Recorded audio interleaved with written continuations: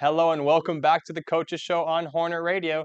I'm Henry J. Medina, and we have a new sport on the show for the first time ever, Fullerton College Lacrosse. We've got an update on results, stats, and news directly from Pam Lewin and the team themselves, all here on The Coaches Show.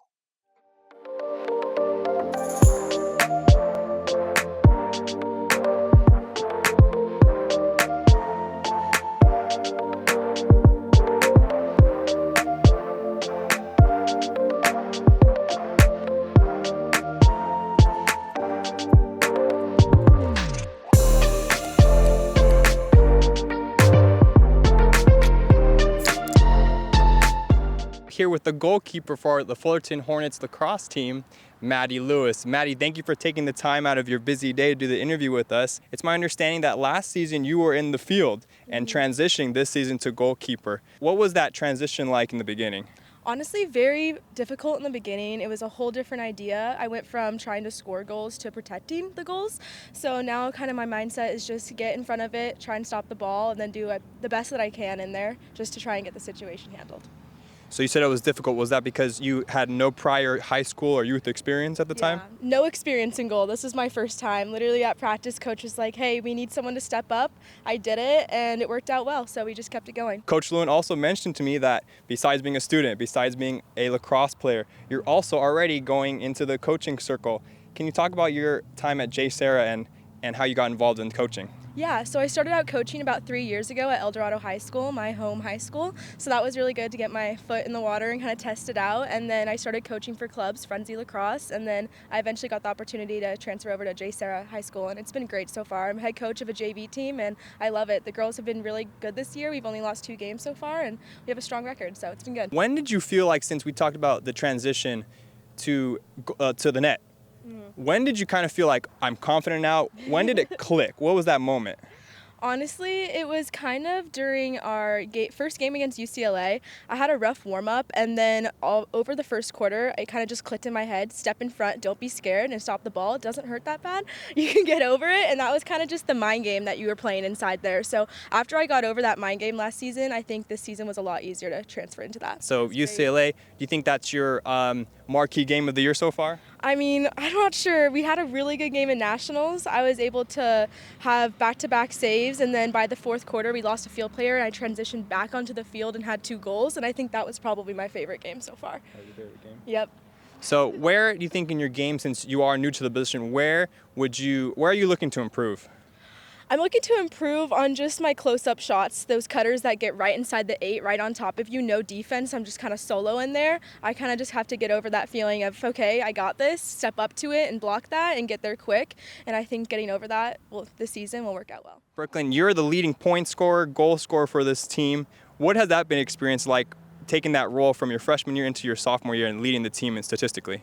It's honestly just been a big transition since high school, because coming here I've learned like it's okay to have fun in the sport that I love, and so transitioning here to Fullerton I've actually been able to love the sport, and having like the support from my coaches and my team, it's been easier to transition into the game and enjoy the sport. So I feel like it's made my play a lot better because I'm smoother, I'm not as stressed, and it's not as tense on the field. You talked about learning to love the game better. Did that come from your teammates or more your coaching staff? I think it honestly came from my coaching staff, because at high school it was a lot of pressure being put onto me. So coming into the transition to Fullerton, I learned it's still a serious game. We still want to win and we still want to be competitive, but not being like yelled at for the tiny little mistakes here and there. Like, it's honestly been a lot better. It's like weight lifted off my chest. But it also comes from my teammates too, because they're very supportive here. They trust me, they trust how I play, so it gives me the opportunity to go to goal because they have that faith in me that I'm going to catch the ball, I can turn and shoot. So it's been like overall it's just been helpful all around the field. Coach mentioned to me in passing that you're also already starting your coaching career as well. What's that experience been like? So it was honestly hard trying to find a job going, because I live in Huntington, so driving driving 40 minutes here, 40 minutes back on a good day, and trying to find a job to balance with school and sports was really rough. So then my head coach over at my high school had asked me to come back and coach, and I was like, you know what, like I'll give it a shot.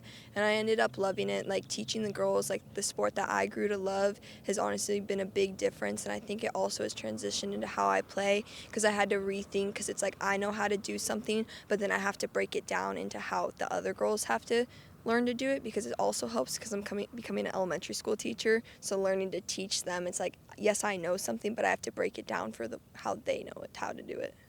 So learning to be a teacher, what's something, or even as a coach, what's something you learned like was your go-to to get the kids to settle down or get to listen to you or to get them to focus? Honestly, I'm dealing with freshmen right now, so it's very hard to get them focused. I think the biggest thing is like learning, hey, we're not like, I'm only 5 years older than them, but I'm not their best friend on the field. I'm there to be someone they can turn to for assistance. But at the end of the day, I tell them, hey, if you want to get better, it's on you. You have to know when to like put in the work, when to settle down, when to focus. Like don't be talking when I'm talking.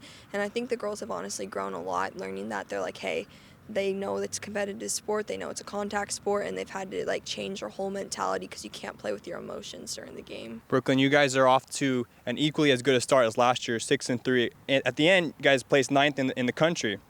How do you build upon that success? Honestly, last year we came in as the underdog. People didn't really expect a junior college to be doing as good as they are. And so I think this year is a little harder. They're a little more aware of the different stats that we had. But we have a great class of freshmen that came in. So I think with them building on to the sophomores that last year, it's really transitioning us into elevating our gameplay. And like the teams may know, oh yes, that team, like they don't expect it to be as good as it was 2 years ago. They thought it wasn't that good of a team. They're like, oh, last year they're like, it's not going to be that good. But then now they're like, oh shoot, like they're actually here to play. And it's really hard because we're only freshmen and sophomores. So then playing teams that have juniors and seniors along with the freshmen and sophomores, it's definitely been a different transition. But it's also fun because we still are beating teams with freshmen, sophomores, juniors, and seniors. So Brooklyn, you mentioned some of the freshmen stepping up. Can you name any of those freshmen in particular that you're really proud of, or you feel like has made the most impact? Just a handful of them, maybe. I know there's more than one that I'm sure you want to give credit to, but maybe a couple. On mid, my teammate Ann, she's really stepped up this season, and she's really been a key player helping with draw and on mid in the transition, along with defense. My teammate Jill, she's like a brick wall in defense, and you always will see her transitioning up the field in the midfield. She'll be carrying the ball from defense to attack because her stick skills are that good. How does this team compare to last year's team? Well, we have 7 returning players, so we're very similar. The nice thing is during recruiting, we have players, so we're very strong defensively speaking, we're very strong in the midfield, and we're also equally as strong in the attack. What did you guys see in Maddie that, hey, she's tough enough, she's got the skills to enter the net and be a sufficient goalkeeper for this team?